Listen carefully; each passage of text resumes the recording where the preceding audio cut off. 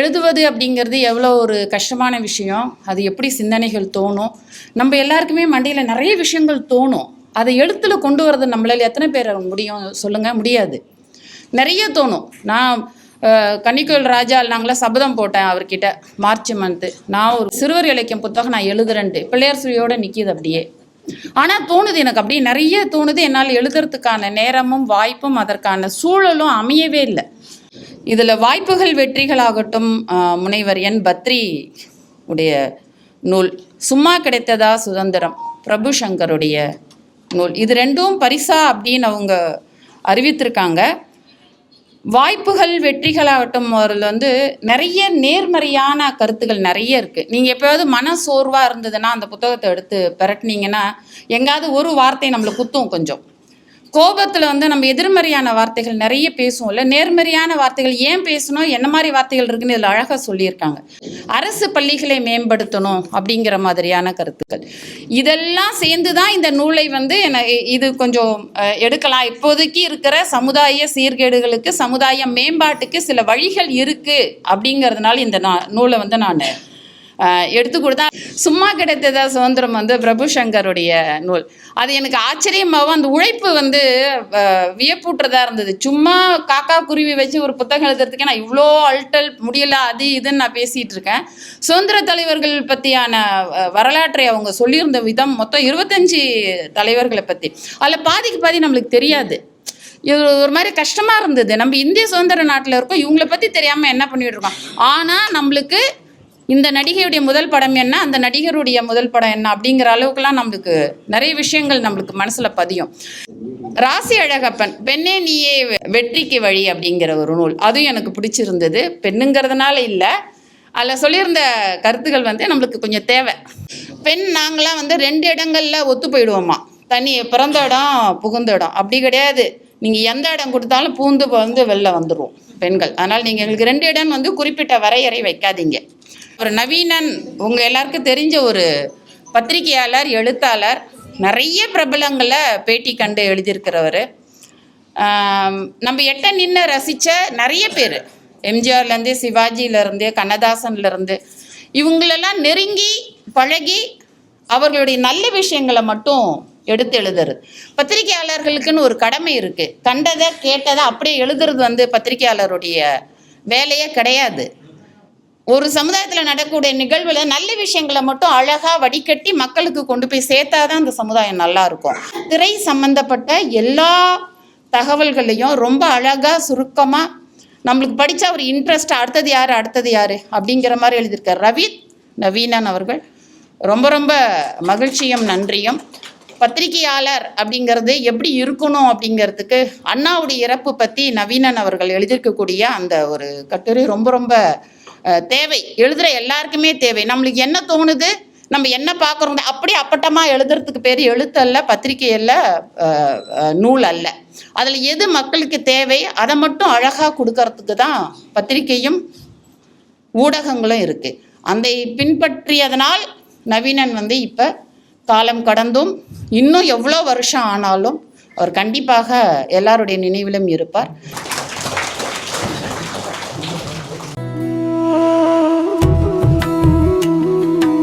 ஒரு குதிரை பந்தயம் போல இருக்கணும். ஒரு புத்தகத்தை எடுத்தோம் அப்படின்னா அந்த தலைப்பு முதல்ல அதனை ஈர்க்கணும் படிக்கிறவர்களுக்கு.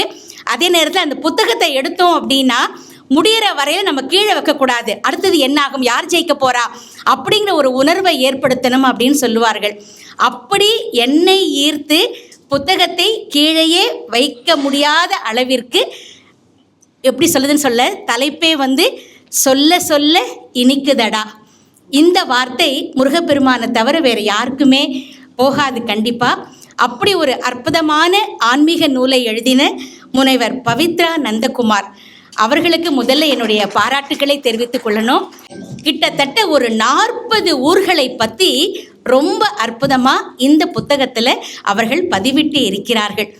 இன்னொன்று, இந்த நூலை நான் தேர்ந்தெடுத்ததற்கான முக்கிய காரணம் என்ன அப்படின்னா, ஒரு வர்ணனையாகட்டும், ஒரு பதிவாகட்டும், செய்திகள் போல இன்று இந்த கோவிலுக்கு செல்லுங்கள், உள்ளே நுழைந்தால் இடதுபுறம் விநாயகர், வலதுபுறம் முருகப்பெருமான் இருப்பார், நேராக சென்றால் துவஜஸ்தம்பம் இருக்கும் அப்படின்னு செய்தி வடிவாக இல்லாமல் ரொம்ப அழகா ஒரு பாட்டி தன்னுடைய பேரனுக்கு கதை சொல்வதை போல இந்த 40 ஊர்களுடைய சிறப்பையும் அவர் வடிவமைத்து இருக்கின்றார்.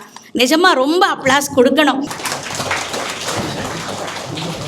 திருவண்ணாமலையில் ஆரம்பித்து மலேசியா 10 மலை முருகன் வரையில் ஒவ்வொரு ஊரினுடைய சிறப்புகள் இதில் நிஜமாவே இந்த 40 ஊரில் இந்த பற்றி படிக்கும் பொழுது ஏற்கனவே போனவர்கள் அந்த ஊரில் உள்ள முருகனுடைய சிறப்புகளை பார்த்து, அடடா இதெல்லாம் நான் பார்க்காம போயிட்டனே, அடுத்த முறை போனால் கட்டாயம் பார்க்கணும் அப்படிங்கிற ஒரு ஆர்வத்தை தூண்டுறது.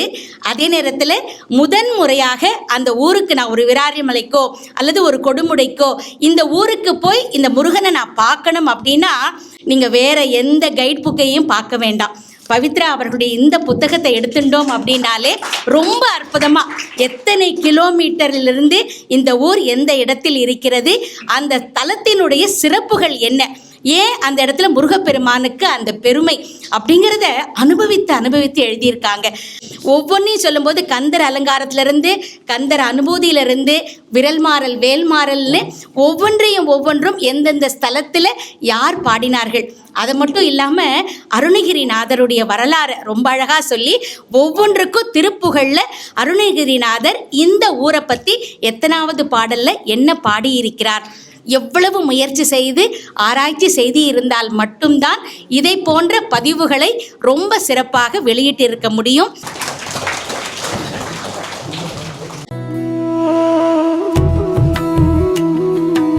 ஒரு கவிதை என்று சொல்லும் பொழுது சந்தம், எதுகை, மோனை, இயைபு, தொடை, அடி, நயம் இவை அனைத்தும் இருந்தால்தான் அந்த கவிதை ருசிக்கும்.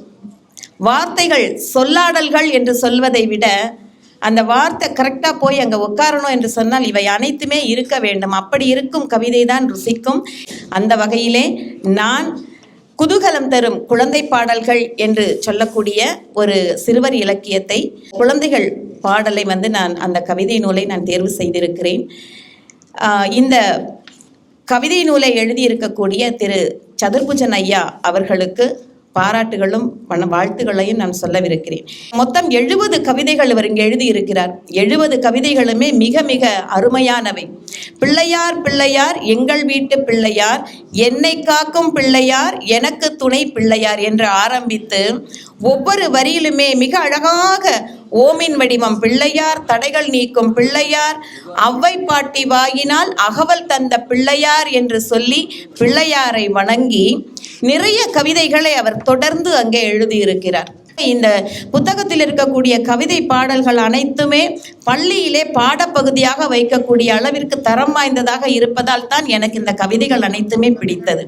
இந்த காலத்தில் பிள்ளைங்க வளர்ந்துட்டாங்கன்னா கோவிலுக்கு போகிறத குறைச்சிடுறாங்க. அவர் அதையும் இங்கே பதிவு செய்திருக்கிறார். சின்ன வயசுலேருந்தே இந்த எண்ணத்தை நம்ம கொண்டு வரணும் அப்படிங்கிறதுனால இறைவன் இருக்கிறான் அப்படிங்கிற எண்ணத்தை குழந்தைக்கு சொல்லணுங்கிறதுக்காக சாமி என்னை காப்பாத்துன்னு ஒரு கவிதை இங்கே எழுதியிருக்கிறாருங்க. சாமி என்னை காப்பாத்து, சமத்தா இருக்க எனக்கு வழிகாட்டு, கோவில் கும்பிடுறேன், குளித்து பூஜைகள் செய்திடுறேன், நல்லதே நானும் எண்ணுகிறேன், நல்ல வரத்தையே சொல்லுகிறேன், நல்ல காரியங்கள் செய்திடுறேன், நல்ல பெயர் நானும் எடுத்துடுவேன். ஒரு தன்னம்பிக்கை ஊட்டக்கூடிய விதமாக இந்த கவிதையை அவர் பதிவு செய்திருக்கிறார். பட்டம் விடலாமா? பட்டம் விடுவது என்பது எல்லாருக்கும் தெரிந்த ஒரு விளையாட்டு தான். அதை இவர் எப்படி எழுதியிருக்கிறார் அப்படின்னா, பட்டம் விடலாமா பாமா, பட்டம் விடலாமா, ஆகாயத்தில் அழகாய் பட்டம் பறக்கும், பட்டம் விடலாமா, பச்சை சிவப்பு ஊதா வண்ண பட்டம் விடலாமா, ஆடிக்காற்று அடிக்குது பாடு பட்டம் விடலாமா, உயர உயர போகும் பட்டம் விடலாமா, ஆடி அசைந்து போகும் பட்டம் விடலாமா. இப்படி வண்ணங்களையும் இதில் அந்த குழந்தை கற்றுக்கொள்ளும்.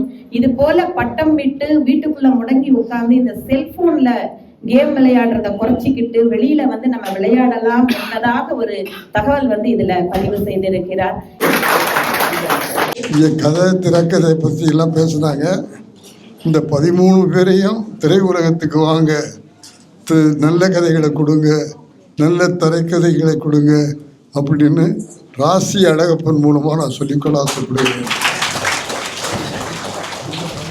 நாட்டில் என்ன நடந்தாலும் சரி, என்ன தவறுகள் நடந்தாலும் சரி, அதுக்கு மருந்து போடுகிற மாதிரி நாம் இருக்கிறோம், உரத்த சிந்தனை இருக்கிறது என்பதை மகிழ்ச்சியோடும் பெருமையோடும் உதயராம் அவர்களுக்கும் அவருடைய குழுவினருக்கும் நான் தெரிவித்துக்கிறேன். நாட்டில் என்ன தவறுகள் நடந்தாலும் அந்த தவறுகளை தாண்டி நாம் வெற்றி பெறுவோம்.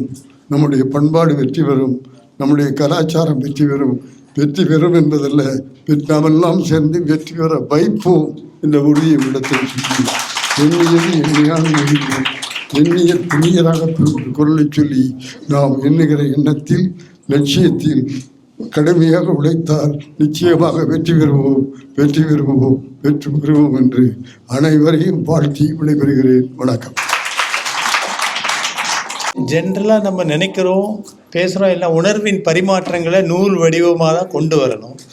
அதுக்கு என்கரேஜ் பண்ணுறதுக்காக பண்ணுறேன். பட் நான் பண்ணுற தொகையெல்லாம் கம்மி தான். அதுக்கு மேலே தொகை இவர் தேவிபால சார் சொன்ன மாதிரி தொகை இது இல்லை. ஆனால் அதாவது வாழ்க்கையை இலக்கையை நோக்கி செல்வதற்கு என்ன வழிமுறைகள், விதிமுறைகள், இதெல்லாம் உங்கள் நூல்கள்லேருந்து பிரகாசமாக வெளியில் வரணும். It should give light to the darkness. So இந்த வாய்ப்புக்கு ரொம்ப சந்தோஷமாக இருக்குது. பல வருடங்கள் இதை நிச்சயமாக till my life time I will do this. God bless you all. எத்தனையோ நாள் தூக்கத்தை தொலைச்சிட்டு நாங்கள்லாம் எழுதியிருக்கோம், தூக்கத்தை தள்ளி வச்சுட்டுலாம் எழுதியிருக்கோம். அதுக்கான உண்மையான கௌரவம் வந்து இங்கே கிடைச்சிருக்கு. நிறைய அமைப்புகளில் நிறைய பரிசுகள் கொடுக்குறாங்க. ஆனால் இந்த உதயம் ராம் அவர்களுடைய இந்த பத்திரிகையில் நமக்கு என்ன ஒரு நிறைவு கிடைக்குதுன்னு சொன்னால், இதுதான் அவங்களுடைய தனித்துவமான இந்த ஒரு குணம் தான் வந்து நமக்கு வந்து எழுத்தாளர்கள் எல்லாருக்குமே ஒரு சிறந்த அங்கீகாரத்தை கொடுக்குது. ஒரு இலக்கியத்துக்கு கொடுக்கணும், இலக்கியத்தை வலிமை சேர்க்கிற ஒரு எழுத்தாளருக்கு கொடுக்கணும் அப்படிங்கிற எண்ணம் வந்து என்ஆர்கே அவர்களுக்கு வந்திருக்குன்னு சொல்லும் பொழுது உண்மையிலே இதனால் என்ன நடக்கும் அப்படின்னா, இசைக்கும் இலக்கியத்துக்கும் ஒரு பெரிய ஒரு உணர்வு இருக்குது. அது என்னன்னா, நிறைய மனநல மருத்துவமனைகள் இன்னைக்கு இசையும் இலக்கியமும் இல்லைன்னா நிறைய மனநல மருத்துவமனைகள் பெருகி போயிருக்கும். வாசிப்பு பழக்கம் அப்படிதான் எல்லாருக்குள்ளேயும் நுழைஞ்சு நிறைய நன்மைகளை, அது கண்ணுக்கு தெரியாத நன்மை, அது யாருமே அதை வந்து ரொம்ப லேட்டாக தான் ரியலைஸ் பண்ணுவாங்க, உணர்வாங்க.